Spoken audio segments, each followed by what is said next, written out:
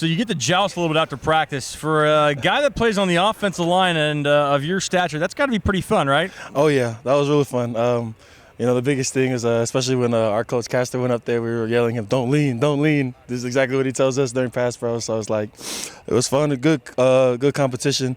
It's always fun to beat the defense, but they had us that time, and probably get them back with the next activity we get. Talk about Coach Castor a little bit. It seems that very quickly he's kind of taken on a really strong mentor role, not just as a coach, but kind of as an off-the-field mentor too. Where do you feel like you guys have really connected? I mean, I've said this in the spring, and I'll probably say it again. He's just melded so well with our offensive line.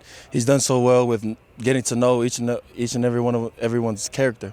So, and knowing who we are as players, and not only as players but as men, he knows how to coach us in that aspect. And you can go to I go to his office all the time, and we don't even talk about football half the time. And that's the kind of coach that we need, because we need not only a coach, not a drill sergeant. We want someone that's going to come in, know how you feel, and give you what you need to hear, but also let you know that he's there for you mentally and emotionally as well.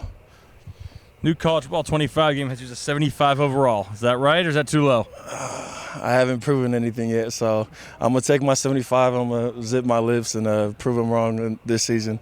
Can't say too much on that. I remember texting my family, told them my overall, and they were like, "Hey, you suck." I'm like, "Yeah, well, that was my mistake in telling them. I should probably just keep my mouth shut."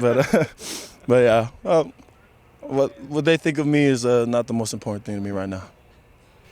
When you are talking football with Coach Castor, what are you guys talking about?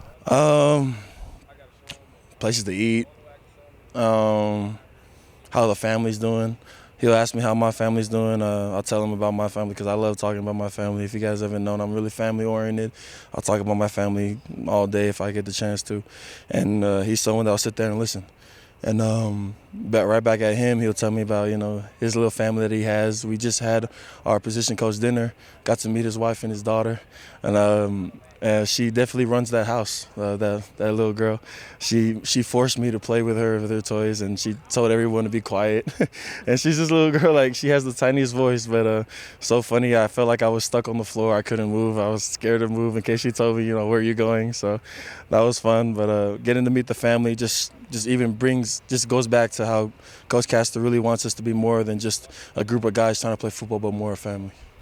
Is there a way you can kind of you can see a correlation between that kind of relationship and the way you guys kind of progressing on the field as well? Yeah, he's so big on culture, and he's so big on not playing with each other but playing for each other. And I think the biggest thing is that we've really come together as a group and known that we have leaders on this team, but everyone has a voice. And everyone can hold each other accountable at any moment. Even though we have the young guys and we have the vets, I tell the young guys all the time, if you see me not holding the standard, you come and tell me. There's no hierarchy. If anything, we lead from the bottom. And Coach Castor, even during halftime in practice, he doesn't even talk to us. He makes us talk to each other. He tells the leaders, go get the group together.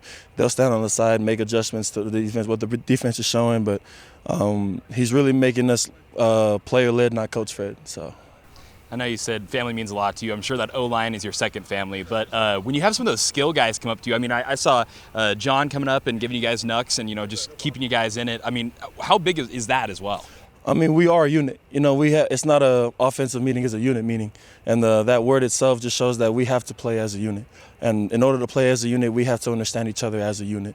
And we had a bit of a lull today as an offensive line. I was trying to get the guys together, but I don't know if it was the later start. I don't know, the more sleep kind of got to him. But I went up to John, I went up to Zevi, and I was like, "Hey, can you help me out? Help me out, get these guys going, get these guys pumped up." And they answered the call. They helped me out. They helped the leaders out on the offensive line, and I feel like we responded. We came out with a fire today, and yeah, like I said, I even talked to K-Dub. K-Dub will come talk to us.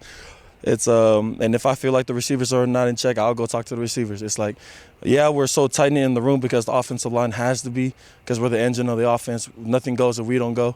But at the same time, we have to make sure everyone's on the same page as well. Have you ever jousted or done anything like that? I mean, how cool is that? That was really cool. You know, the first thing I did when I went over there, I jumped on to make sure it can hold me.